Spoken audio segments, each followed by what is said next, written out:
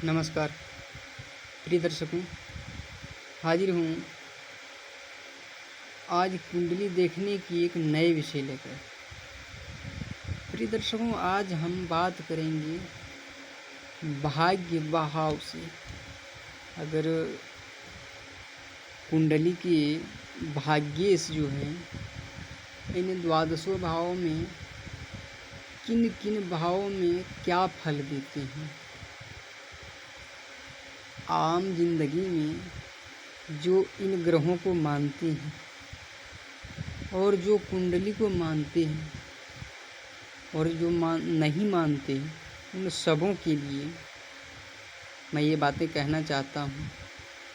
या आप लोगों खुद सोचते होंगे कि अपने ज़िंदगी में जब हम कुछ अच्छे कार्य करते हैं तब, या हम कुछ अच्छे कार्यों की प्रयत्न करते हैं और मुझे सफलता कम में मिल जाती है, या कभी कभी ऐसा होता है कि कार्य करते रहते हैं और सफलता मिलती ही नहीं है।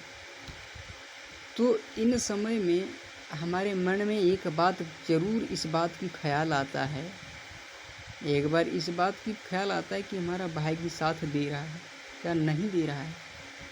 अगर अच्छा हो रहा है तो भाग्य साथ दे रहा है, बुरा हो रहा है तो भाग्य साथ नहीं दे रहा है। ये ज़रूर हम सोचते हैं, और जो मानते हैं इसको वो भी सोचते हैं, जो नहीं मानते वो भी सोचते हैं। तो मैंने सोचा एक बार भाग्य के बारे में भी चर्चा होनी चाहिए।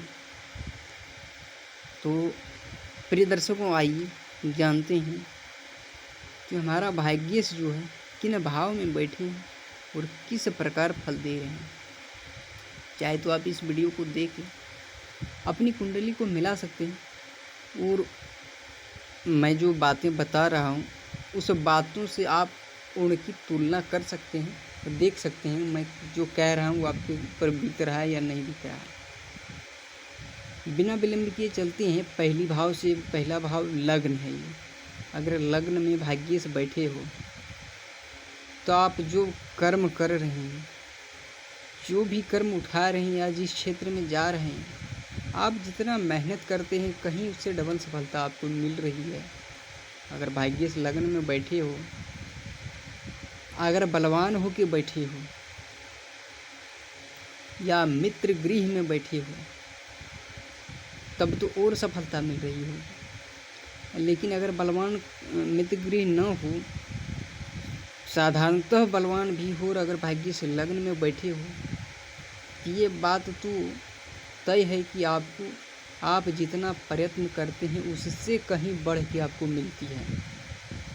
आप अपनी कुंडली खोलिए और देखिए और इन बातों को मिलाइए कि आप जो भी कार्य उठा रहे हैं उसमें सफलता आप जितना प्रयत्न आप किए थे उससे कहीं ज़्यादा आपको मिली है। यही भाग्य से अगर द्वितीय भाव में बैठे हो तो आपकी पैतृक संपत्ति जो है वो अच्छी तरह या बढ़ चढ़ के आपके आने के बाद और बढ़ चढ़ के आपको मिल रही है। आपके कुटुंब के साथ आपको अच्छा लाभ मिल रहा है। आपकी वाणी से आपको जो आपका जो भाग्य है उसमें वृद्धि हो रही है। आपकी वाणी में ऐसा प्रभुत्व है जो आपको भाग्य को तेज कर रहा है।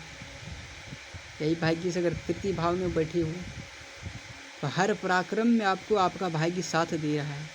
वहाँ भी आप जो पराक्रम कर रहे हैं, कम प्रयत्न में आपका पराक्रम सही दिशा में जा रहा है, और उस पराक्रम के बदौलत आपका भाग्य की वृद्धि हो रही है। भाग्य अपने आप बनती जा रहा है, आप बनाते जा रहे हैं अपने पराक्रम से।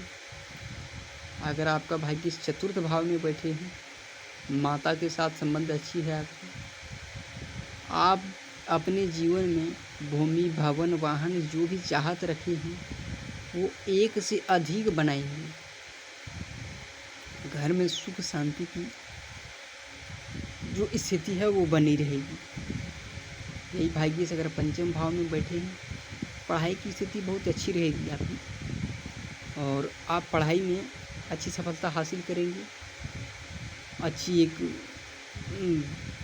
विषय या एक पहुंच आप हासिल करेंगे, और उससे आपका लाभ निरंतर बना रहेगा।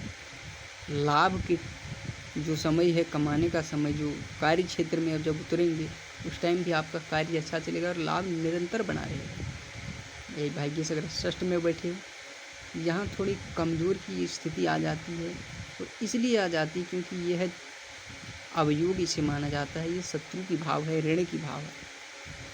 अगर ये यहाँ पापक ग्रह भाग्य से बन के बैठे हैं तो फिर ठीक है, अगर शुभ ग्रह बैठे हैं तो बुरा नहीं है, लेकिन वो शुभ का जितना फल देते हैं उतना नहीं दे पाएंगे, क्योंकि ये पापक मतलब ये जो ऋण भाव है और इसका ऋण और शत्रुओं की जो स्थिति आपकी बनी है कुंडली में उसको शांत करने में रह जाएंगे, तो अपना प्रभाव पूर्ण नहीं दे पाएंगे, इसलिए अपना बुरा प्रभाव यहाँ से नहीं देंगे। यही भाग्य से अगर सप्तम में बैठे हो तो आपकी पत्नी अच्छी, सुंदर, सुशील, गुणवान और मतलब आपका सम्मान करने वाली, आप उनकी पत्नी आने के बाद आपका समाज में और सम्मान नाम बढ़ जाएगा।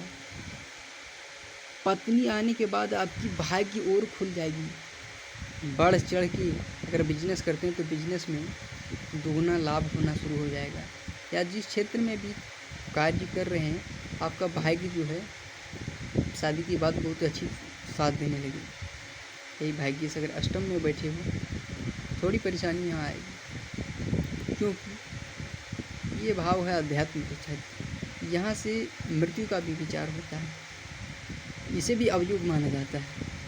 तो यहाँ अगर भाग्य से बैठे हैं तो यहाँ थोड़ी परेशानी, हालांकि यहाँ से भी आपका आकस्मिक धन लाभ होगा। लॉटरी सट्टा जुआ में अगर आप उस क्षेत्र में कुछ कार्य कर रहे हैं तो वहाँ से आपको अच्छी एक अचानक और अच्छी लाभ मिलेगी, लेकिन आपको डर, आपके अंदर डर पैदा रहेगा, ऐसी स्थिति बनी रहेगी। यहाँ एक डरपोक की स्थिति बन जाएगी यहाँ अगर भाग्य से बैठे, या कोई बीमारी से संबंधित जो आपके भाग्य से बनी है उसके हिसाब से जो बीमारी होता है उस हिसाब से आपको बीमार पड़ सकते हैं।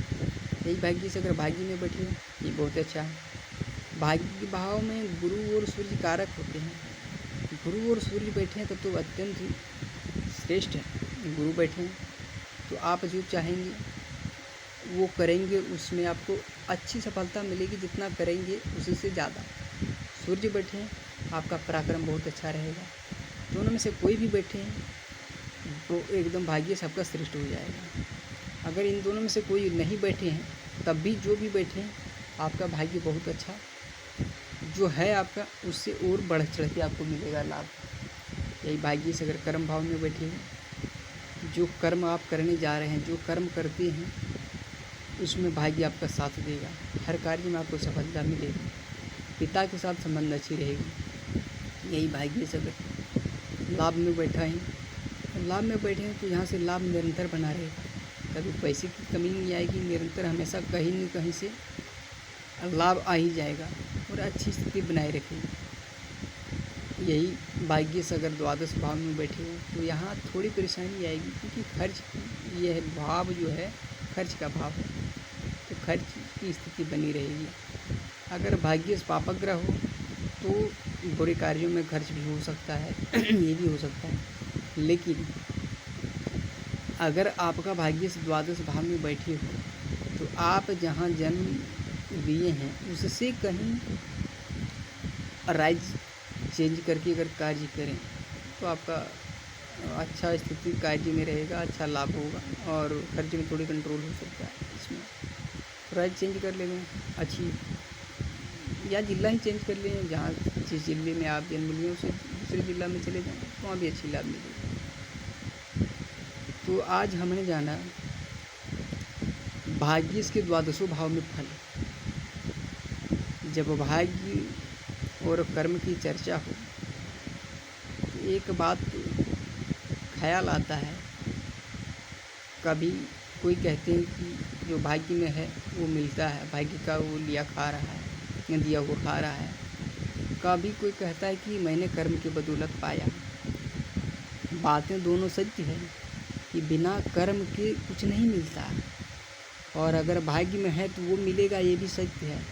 लेकिन अगर भाग्य में कुछ है और कर्म हम नहीं कर रहे हैं, चुपचाप भाग्य की बदौलत बैठ जाएं तो ऐसे तो सृष्टि रुक जाएगी, चलेगी नहीं। इसलिए भाग्य में है तब भी, नहीं है तब भी कर्म करना जरूरी है। कर्म तो निरंतर करना है। अभी जो कर्म कर रहे हैं आगे के लिए है, आगे अपना भाग्य बना रहे हैं। जो भाग्य में है वो तो मिलना ही है, इसलिए दोनों ही श्रेष्ठ हैं, दोनों ही विषय श्रेष्ठ है। भाग्य में है वो भी मिलेगा, लेकिन आपको कर्म तो करना ही है। बिना कर्म किए कुछ नहीं मिलता, इसलिए कर्म भी आपको करना है। आशा करता हूँ कि आज मैंने जो ये भाग्य के बारे में आपको बताया समझ में आया होगा अच्छी तरह। आप अपना कुंडली खोलिए, मिलाइए और देखिए आपका भाग्य कहाँ बैठे हैं, किस प्रकार का फल दे रहे हैं। और मैंने जो बातें कही उसमें आपको कितनी मिलती जुलती दिख रही है, आप अपने आप मिला सकते हैं। तब मैंने जो ये बातें बताई उसमें से एक पॉइंट है, अगर शुभ ग्रह की दृष्टि है तो वो पूर्ण फलेगी।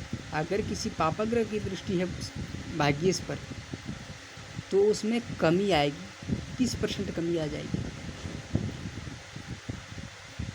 आशा करता हूँ इस विषय को आप लोग समझे होंगे। फिर हाजिर होंगे एक नई वीडियो के साथ। आज के लिए बस इतना ही। नमस्कार।